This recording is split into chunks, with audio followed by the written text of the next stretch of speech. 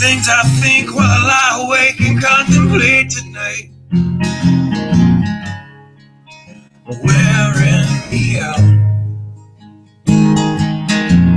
Well, maybe tomorrow the world will wake and get it right, but I have my doubts.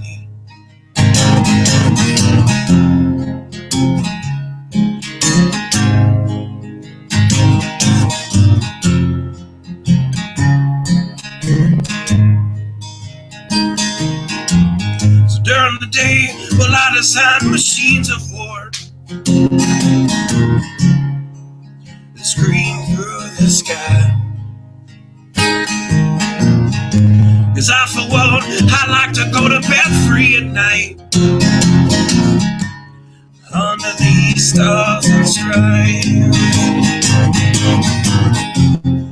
And I have no doubt that we're coming out. Yes, I have my doubts,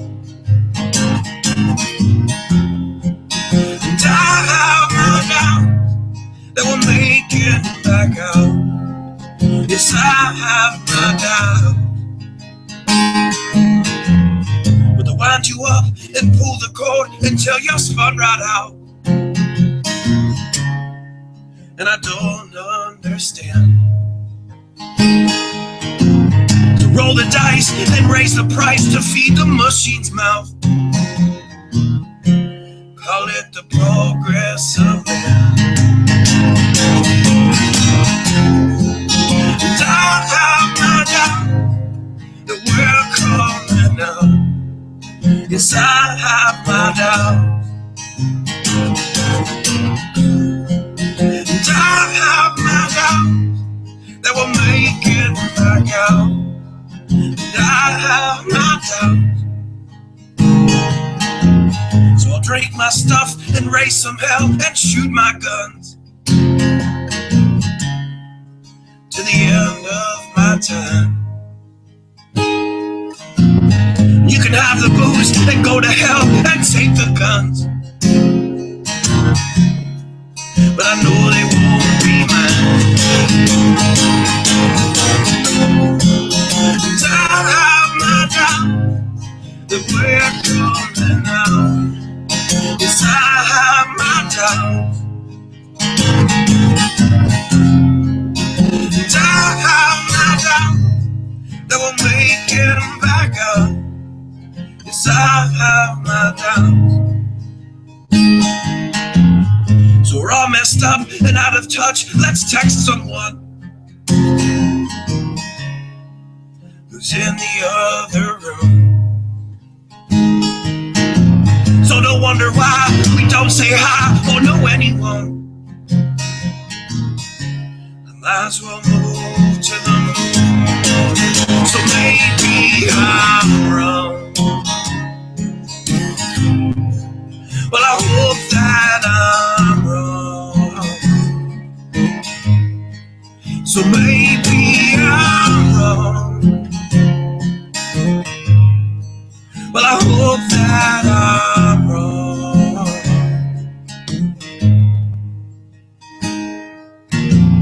Well, the things I think while I lie awake and contemplate tonight, wearing me out.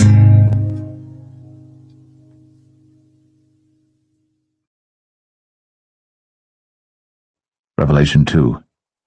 Unto the angel of the church of Ephesus write, These things saith he that holdeth the 7 stars in his right hand, who walketh in the midst of the 7 golden candlesticks. I know thy works, and thy labour, and thy patience, and how thou canst not bear them which are evil, And thou hast tried them which say they are apostles and are not, and hast found them liars, and hast borne, and hast patience, and for my name's sake hast laboured, and hast not fainted.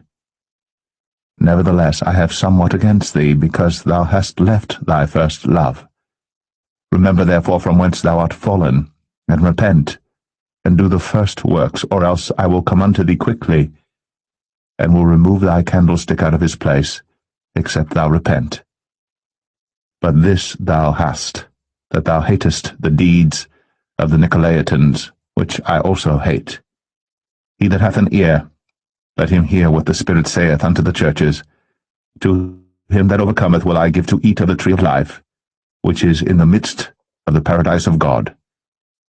And unto the angel of the church in Smyrna write, These things saith the first and the last, which was dead, and is alive. I know thy works, and tribulation, and poverty. But thou art rich, and I know the blasphemy of them which say they are Jews, and are not, but are the synagogue of Satan. Fear none of those things which thou shalt suffer. Behold, the devil shall cast some of you into prison, that ye may be tried, and ye shall have tribulation 10 days. Be thou faithful unto death, and I will give thee a crown of life. He that hath an ear, let him hear what the Spirit saith unto the churches. He that overcometh shall not be hurt of the second death. And to the angel of the church in Pergamos write, These things saith he which hath the sharp sword with 2 edges. I know thy works, and where thou dwellest, even where Satan's seat is. And thou holdest fast my name, and hast not denied my faith, even in those days wherein Antipas was my faithful martyr, who was slain among you where Satan dwelleth. But I have a few things against thee, because thou hast there them that hold the doctrine of Balaam, who taught Balak to cast a stumbling block before the children of Israel, to eat things sacrificed unto idols, and to commit fornication.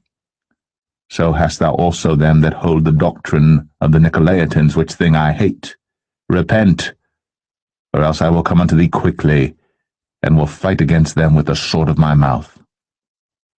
He that hath an ear, let him hear what the Spirit saith unto the churches. To him that overcometh will I give to eat of the hidden manna, and will give him a white stone, and in the stone a new name written, which no man knoweth saving he that receiveth it.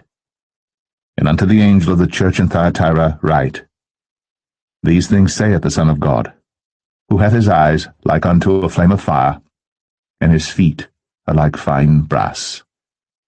I know thy works, and charity, and service, and faith, and thy patience, and thy works, and the last to be more than the first. Notwithstanding I have a few things against thee, because thou sufferest that woman Jezebel, which calleth herself a prophetess, to teach and to seduce my servants to commit fornication, and to eat things sacrificed unto idols. And I gave her space to repent of her fornication, and she repented not. Behold, I will cast her into a bed, and them that commit adultery with her into great tribulation, except they repent of their deeds.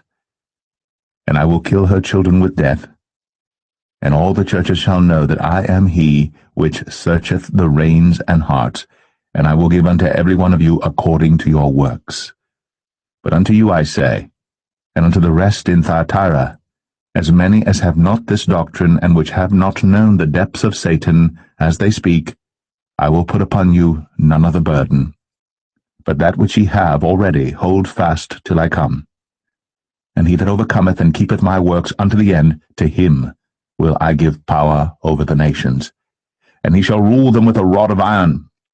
As the vessels of a potter shall they be broken to shivers, even as I received of my Father. And I will give him the morning star. He that hath an ear, let him hear what the Spirit saith unto the churches. Amen. I just hope the Lord spares my children. I hope he gives me a chance to see them and spend time with them and hold them, love them.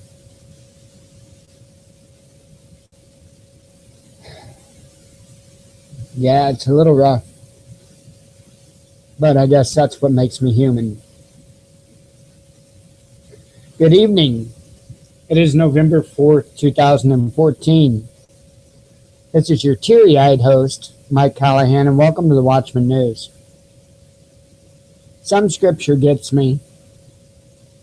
The whole reason why I included my children's pictures in the new intro video was to tug me down off of any cloud that I could possibly be on before I did the show. There's one thing I learned in the process of losing my family, and that is that I have to be in total weakness to God. That is when He works. That's when He works with us. That's when He works through us.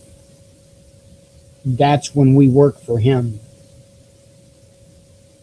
When we are in need of Him, He is in need of us. At any other time, that need is not there. Important, though. Important, the very last verse of that scripture. He that hath an ear, let him hear what the Spirit saith unto the churches. It's important to know. It's important to know because what the churches are saying to the people are not the same thing. Two totally different doctrines, two totally different agendas, two totally different ideals, especially the churches nowadays. Wow. Anyway, let's go ahead and get on with Suspicious Observers. I've got plenty of news for you, along with plenty of prepping information. I don't know if I will get through all the prepping information or not. If I do not, I will shove it back for a later show. But if you want a little head start, the links are down in the About tab. Without further ado, here is Ben Davidson.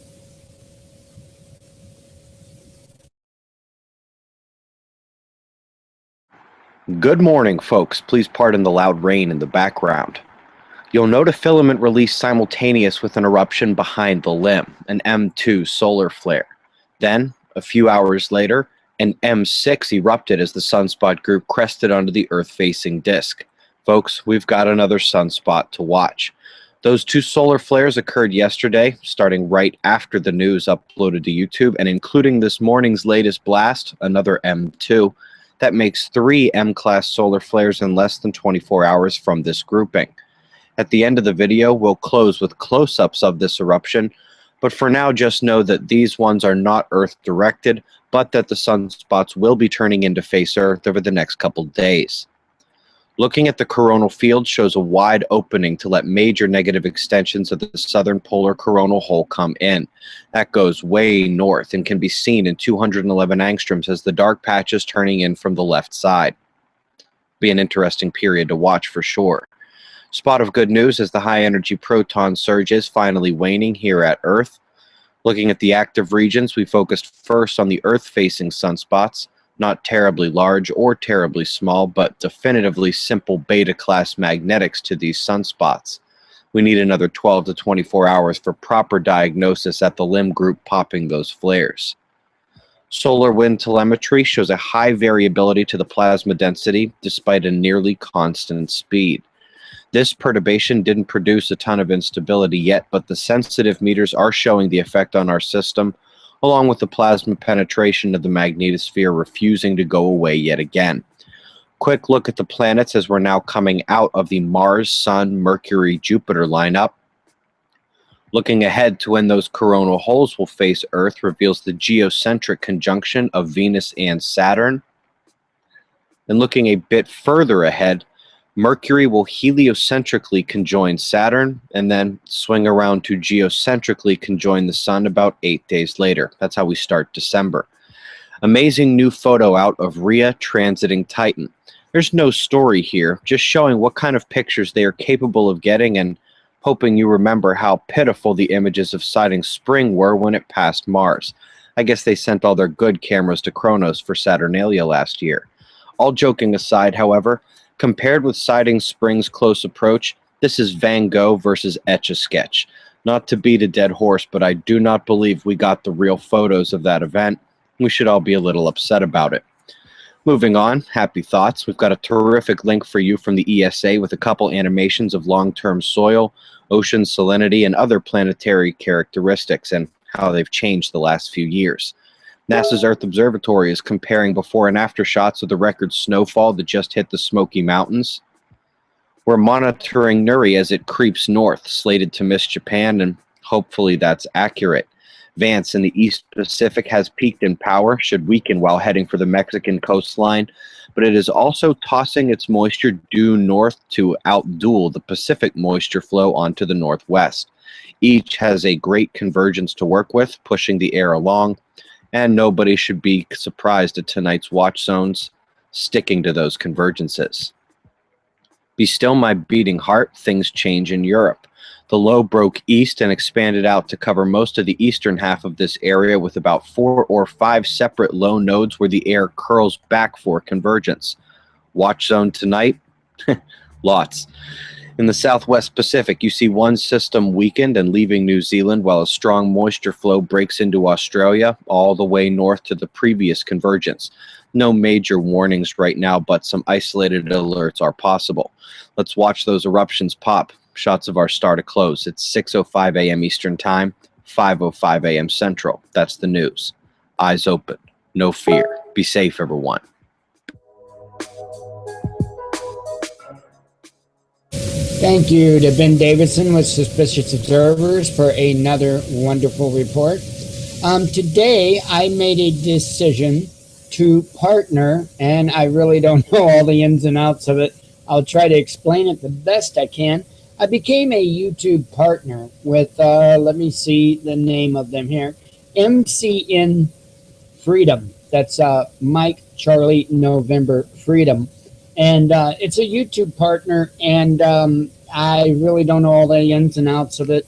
As I announced yesterday, I did start the monetization on the videos. Again, that's something that I hope to be able to take back off in the future. Just trying to get a little bit of income in to help out with not only myself, but with getting this electronic cigarette business going. So I did partner. That allows me to use PayPal as a source. Plus, it brings a little more exposure to the show. And we always want that because we got an important message to get out. And what better way than to do this? I don't know all the ins and outs of it, how they promote and all that stuff. I'm still working on that. But as always, I share any announcements, any news as far as the show, the channel, or the e-cig industry, or anything like that, along with you with all the other news that we share. So that being said, I didn't want to spend a long time on that. We'll go ahead and get to the news. And we've seen these stories here in the recent past. Loss of confidence. U.S. Air Force fires 2 more nuclear commanders, disciplines a 3rd. And we've seen a lot of these high-level commanders, whether they be in charge of nuclear or no matter what it was, we've seen a lot of these high-level brass being purged from the military. And that's what is going on. They are being purged. They failed the litmus test by the Obama administration, and so they get rid of them. Now, a lot of people should be asking why. Okay, they're sending 3,000 to 4,000 troops over to West Africa. Hopefully they don't get infected, but I think we all know what is going to happen there. Everything they can, the Obama administration, that is, to weaken our military. And a lot of people need to start asking the questions why. Why would they weaken our military? And I think the answers are rather simple and clear, because our military is our best shot, the citizens' best shot as to keeping our country.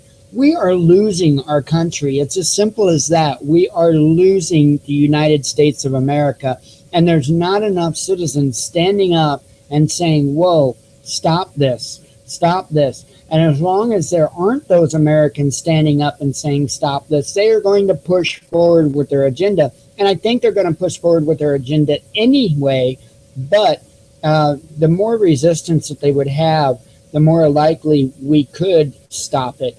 But let me tell you what, the problem is far and it's deep. It is very, very deep. It involves the global banking cartels. It involves the global industries, the global businesses, these huge corporations, including Walmart, just to name one. Not just picking on them, but that's probably one of the biggest ones that are involved in this mess, because they are actually helping out the globalists on many, many fronts. Anyway, to the article, 2 Air Force nuclear commanders have been fired, with a third facing disciplinary measures after the service cited a loss of confidence in their ability to lead their units, once again drawing attention to troubles within the U.S. nuclear corps.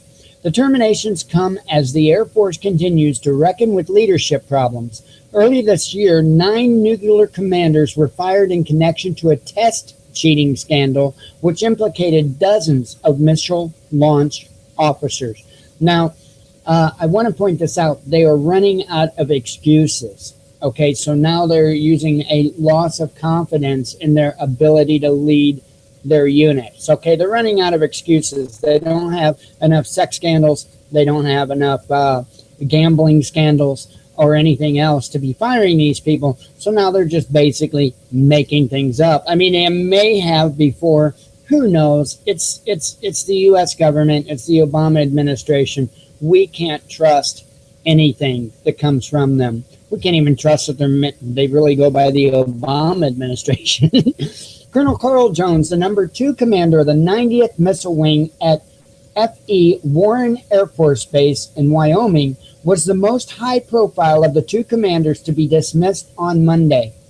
Jones was responsible for 150 Minuteman III nuclear intercontinental ballistic missiles. The Air Force has 450 total. But his superiors determined there was a loss of trust and confidence in his leadership abilities. Yeah, in other words, he couldn't convince his men to fire on Americans.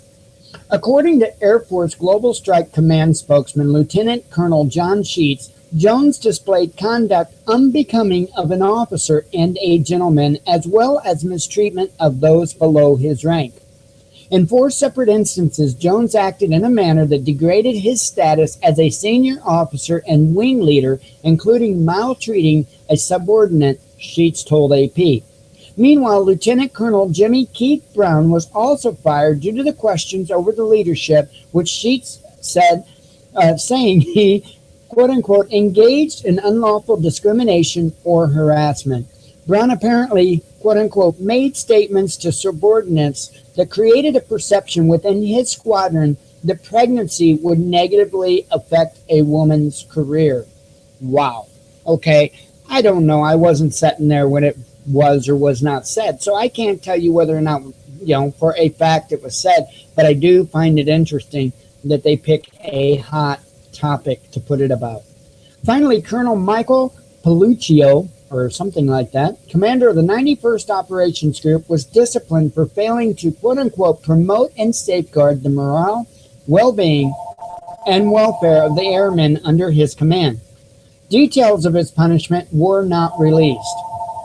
Based on the statements made by Sheets, it is unclear if the latest round of discipline meted out by the Air Force is directly related to the cheating scandal that erupted last year and claimed the job as the top commander. At the heart of the matter was that officers were texting each other the answers to the exams they needed to pass. Back in January, some 34 nuclear missile launch officers were implicated in the scandal and stripped of their security clearance. In March, 9 nuclear missile base commanders were fired. They were not found to be explicitly involved in the cheating, but they were let go for failing their leadership responsibilities. There was cheating that took place with respect to this particular test. Some officers did it, others apparently knew about it, and it appears they did nothing, or at least not enough to stop it or to report it, Air Force Secretary Deborah Lee James said in January. And I do remember when that went on. I do remember when that happened. Very, very interesting stuff. And it's just going to get worse, just like all the other stuff.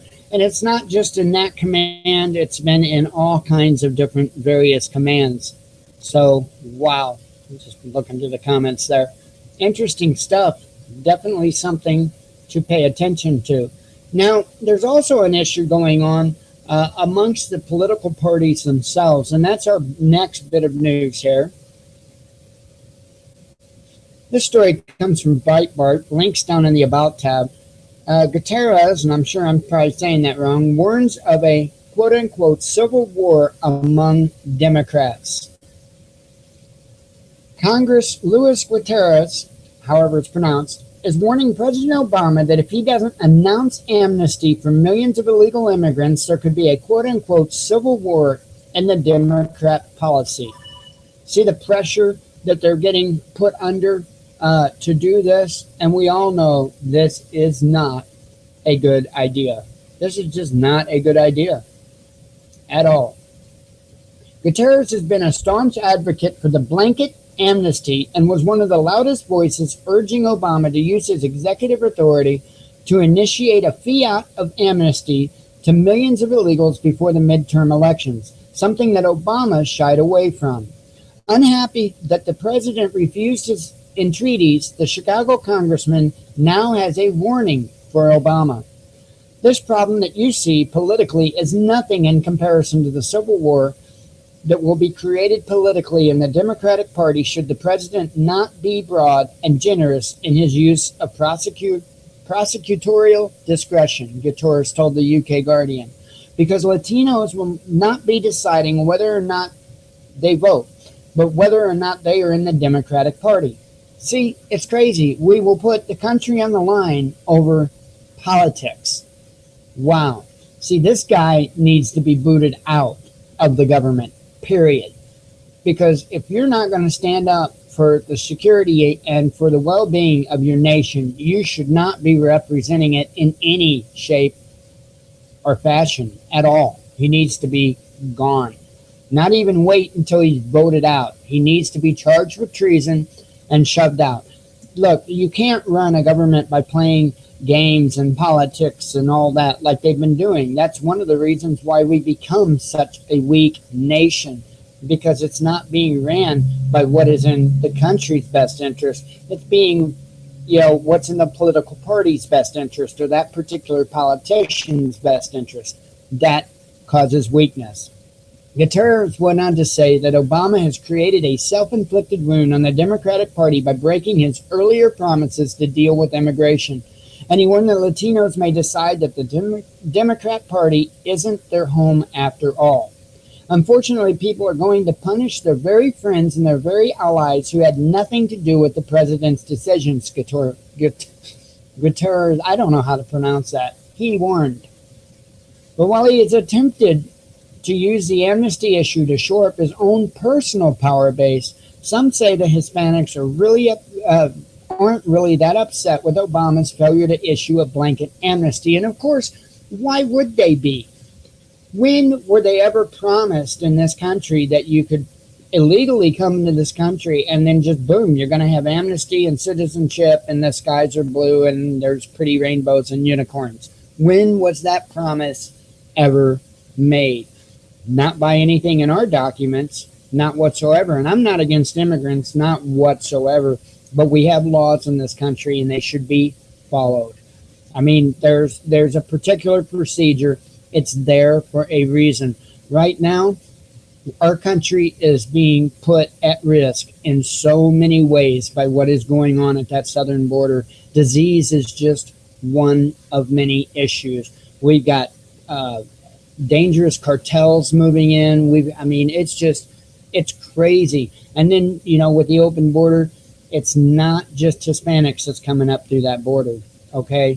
The border is a serious security issue. This has nothing to do with somebody's nationality. It has nothing to do with that. It's common sense. But we're playing a game, and we're playing that game on purpose because it supports their agenda. And it has nothing to do with immigration, let me tell you that. A recent Pew poll found that Hispanics are slightly relatively evenly on whether or not they are upset over Obama's immigration delay. Supporting the congressman's warning that Hispanics aren't sold on the Democrats, another poll found that 50% of Latinos say it doesn't matter which party controls the Senate after Tuesday's election. So, there you have it. Again, they're going to play party politics with this. This is all about votes. This is, but that's not the true agenda. They're just trying to cause discourse, trying to keep people at each other on this issue, because there's a much, much further, deeper agenda at play here. Anytime you hear about a politician from Chicago, you should automatically worry. Any politician from Illinois, just like any politician from New York or California, you should automatically be concerned. It's just a fact. I don't control the situation.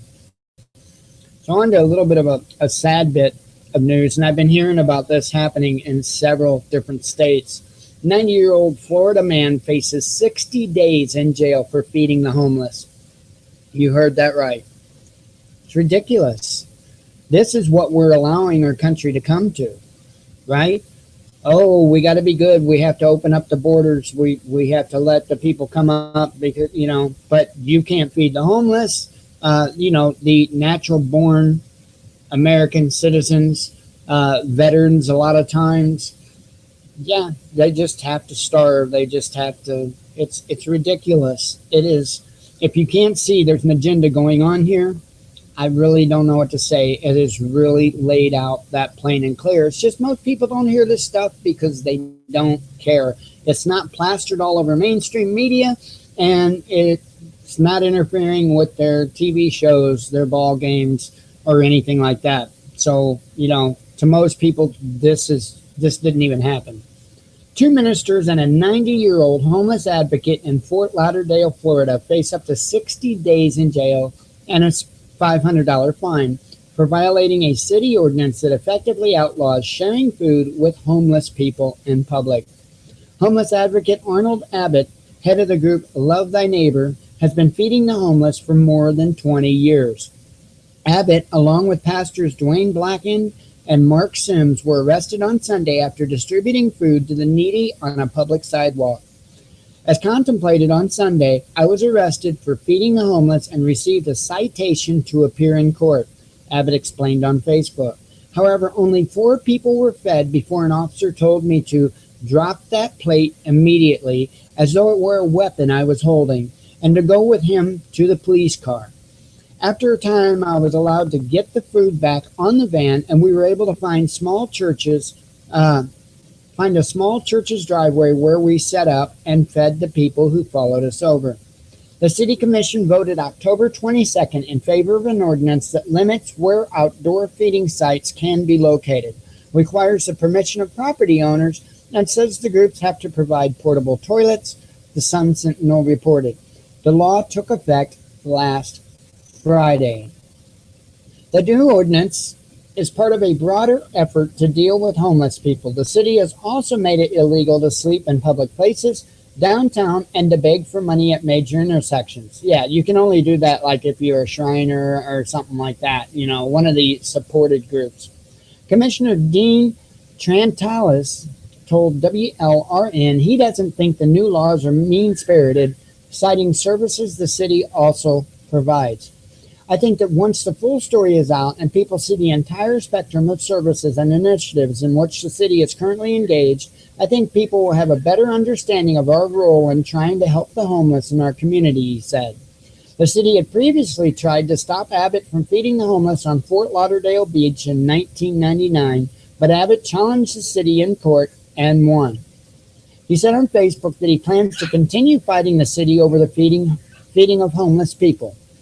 On Wednesday at 5:30, we will feed on the beach. When confronted by the police, which I expect will happen, I present them with a copy of the court order of 1999, which allowed us to feed on the beach without interference from the city. It is my hope that they will honor that agreement, but it is possible that they won't, alluding to the new agreement would scrap the old one and I could be arrested again.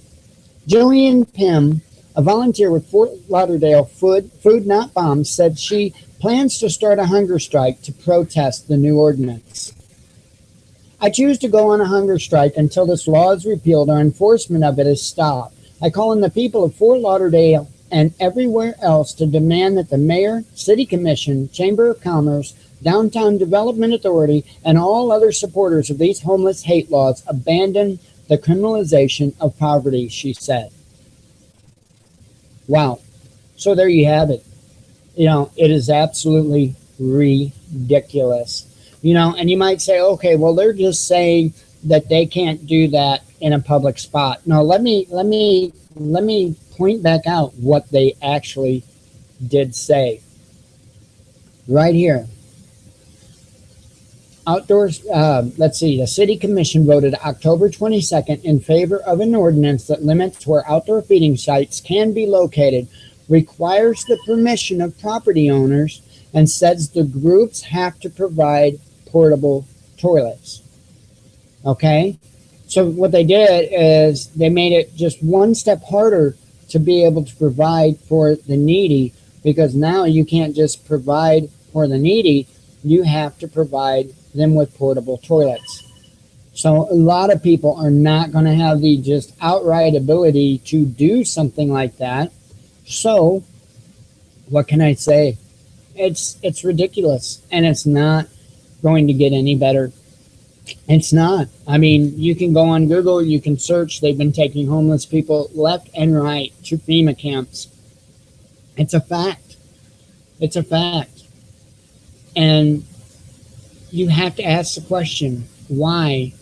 Why are they making it illegal to help American citizens, but inviting illegal immigrants into the country and trying to give them full amnesty, full citizenship? And it's okay to do that. And then they help them with food. They help them with benefits. They help them with businesses. They help them in almost any way you could ever imagine. But you cannot help an American citizen. And again, this isn't anything to do with I'm against this person or I'm against that person. I'm for people. I'm for the American citizens. I'm for the people in this country. That's what I'm for. I'm not against. I'm for. It's just ridiculous. So on with the news. More crazy news, police. I mean, if this isn't like the SS in Nazi Germany, I don't know what is. And like I say, it's just going to get worse. A lot of this stuff is psyop tactics to get us to bow down, to get us to accept whatever they say simply because of who they are. And that's what a lot of it is doing. Bizarre series of events spurs police standoff in Racine. I believe that's Racine. A series of events on Saturday spurred a standoff lasting several hours in Racine. Police swarmed the area near Russet Street and Victoria Avenue Saturday afternoon, while neighbors looked on, trying to piece together the narrative of what caused the chaos. His dog proceeded to soil on my grass, and I asked him, "Are you going to pick that up? Because I don't want that sitting on my grass," said Kim Polk, a neighbor. Kim Polk lives diagonal from the man at the center of this story. Polk says the man kicked the dog's mess next to a pile of leaves she was clearing, and then he threatened her family's dog, saying, "I'm going to shoot him with a bow and arrow," said Polk. Polk told her husband about the exchange when he walked over to talk to the man. He closed the door and came back to the door with a machete in his hand, a very long machete. So at that time, my husband backed up off the property, and I had my daughter call the police, said Polk. Polk says police spent hours trying to communicate with the men. Her family had to leave their property because of safety concerns. When he finally decided to come out of the house, he was irate, upset, and telling the cops to get off his property, that he was going to harm them. He was going to shoot at the cops, said Polk. Polk and the others on scene tell Fox 6 News that the man was taken into police custody. Police have not yet confirmed all of the details of this incident, but we are told the man's dog was shot dead during the standoff. Fox 6 News is told the suspect had threatened to have the dog attack police. Wow. And of course, it's another incident to where I wasn't sitting there. I don't know if he did make that threat, but I can tell you I did see the video, and I will play this video up here. I don't know if it will include the video. It might be bleeped out. There was some pretty vulgar language involved, but from what I saw in the video, the dog kind of like started to walk towards the cops, not in a threatening manner, and then just turned around and started to walk back to the door, and the cops shot the dog twice in the back. It's ridiculous. It's ridiculous. If people just study history, they will understand what is going on. You just got to study history. I have no idea why there is no sound. Hang on a second. Suspect's dog dead. Fox 6's Rachel Ballion. There we go. Sorry about that. Now we got to get the video to reload, huh? Oh, you got to love live stuff.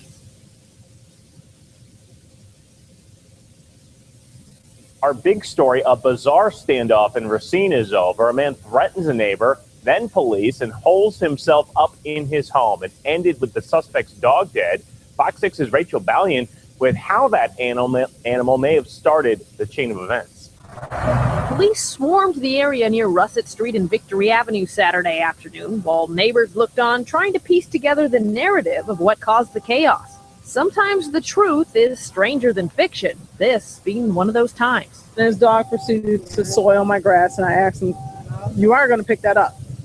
I don't want that sitting on my grass." Kim Polk lives diagonal from the man at the center of this story. Polk says the man kicked the dog's mess next to a pile of leaves she was clearing and then threatened her family's dog, saying, "I'm going to shoot him with a bow and arrow." Polk told her husband about the exchange when he walked over to talk with the man. They closed the door and came back to the door with a machete in his hand, a very long machete. So at that time, my husband backed up off the property, and I had my daughter to call the police. Polk says police spent hours trying to communicate with the man. Her family had to leave their property because of safety concerns. When he finally decided to come out the house, he was irate, upset, and was telling the cops to get off his property, that he was going to harm them, he was going to shoot the cops.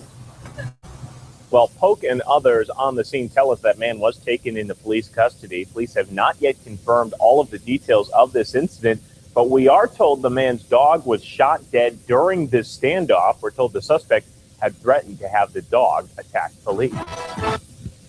Yeah, and they didn't show that video. Wow. And I don't have that link available right handy. I did have it earlier.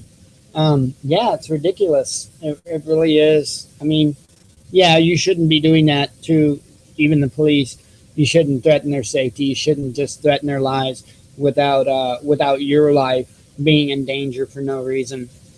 But still, just the general attitude. And we've seen they will shoot a pet at very, very first chance. So let's do a little bit of prepping stuff. I don't believe I've ever covered this article before. It always comes back to the basics for survival. Some good information here. I read it earlier. Fear itself will kill you because it causes you to make bad decisions. Decisions have consequences, and decisions made out of fear can kill you. However, common sense and basic preparedness skills will save you if you will only stop and think through the problem. Too much information sometimes can be a bad thing because those spreading certain types of information have an agenda. And oftentimes the agenda is your wallet or purse. The Ebola virus is deadly. It creates a visceral reaction not seen in years among the world population. And this is particularly true in the United States. We all fear it because we do not completely understand it. Keep things in perspective.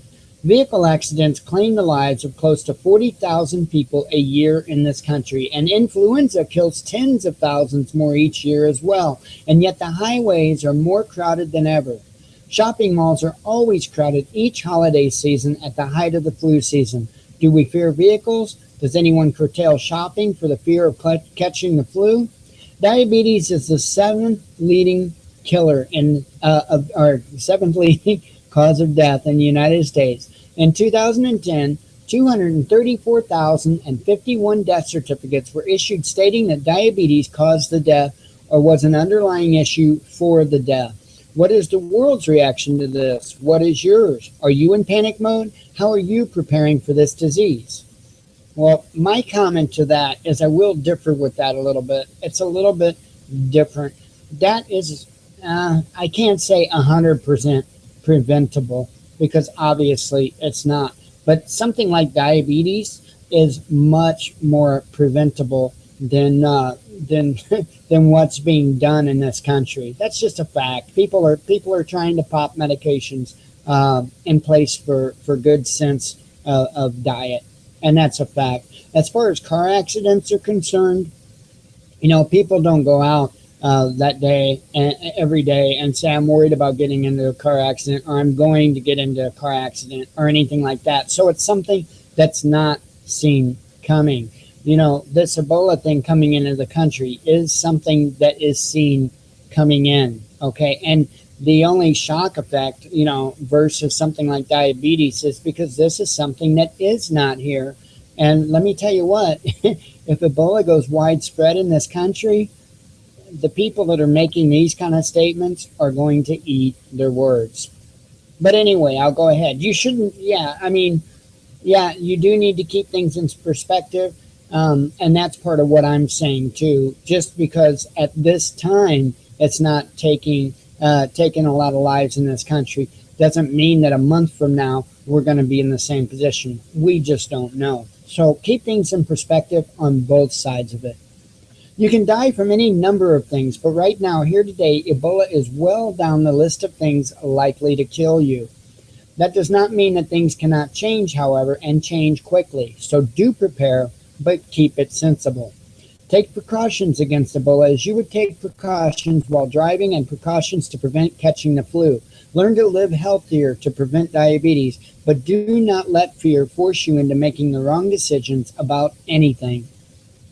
There is not a cure for Ebola right now. There is promise, however, of a so-called serum, but it may be months or years before it would be available to the common person. Internet websites are popping up overnight proclaiming to know all there is to know about Ebola. Some claim they have the cure, and some of them for a few bucks will sell you the cure, any cure. Guess what?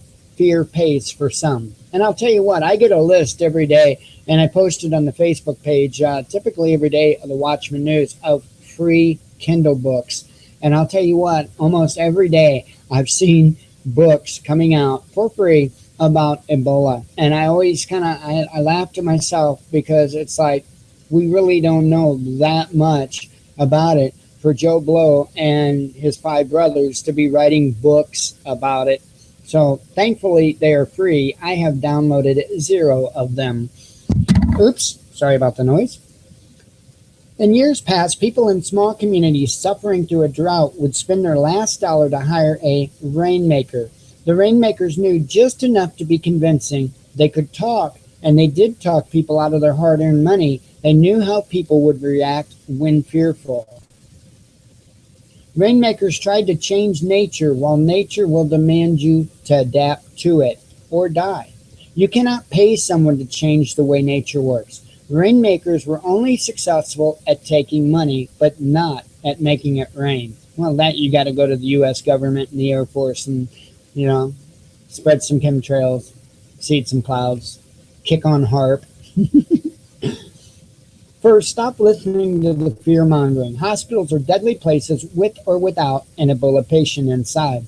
So start living a healthier life so you do not have to visit one as often or at all. It really is as simple as that, and yet extremely hard in its execution. People simply cannot or will not do it. And that couldn't be more true of a statement. Wow. Do a realistic threat assessment and consider Ebola a top threat right now. Because frankly, we do not know all there is to know, but we know enough to start preparing for quarantines. You have to be prepared to shelter in place for an extended period. Do this out of I hate these words, abundance of caution and not out of panic. Common sense tells you that other people's reaction may be what you have to prepare for as well. Community leaders may overreact out of fear, so you do have to prepare for this.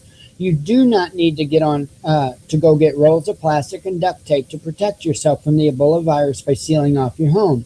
This can create more problems than it solves because you seal your home efficiently. You would have to shut down any heat or air conditioning units. Imagine living inside with heavy plastic all over openings and every crack and crevice taped over. You would probably die of heat exhaustion long before anything else got to you. Again, use common sense when preparing. The basics are needed for the Ebola crisis as they are for any emergency. You always need shelter, water, food, medical supplies, and energy, along with a good dose of practical thinking tossed in.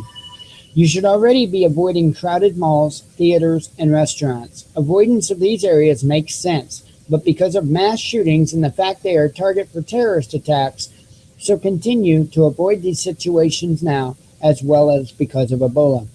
If you're prepared for a crisis in a general sense, then there is not much more you have to do to step it up to become prepared for an Ebola outbreak here in the United States or any other country for that matter. So, wow. Some good sensible information. Some of it is a little bit off, in my opinion. Of course, a lot of people's opinions would vary on the matter. Wow. I'll tell you what, I'm going to go ahead and cut it just a little bit early, and I will save the other articles I have. I have 3 more prepping articles. I will save them for tomorrow's show.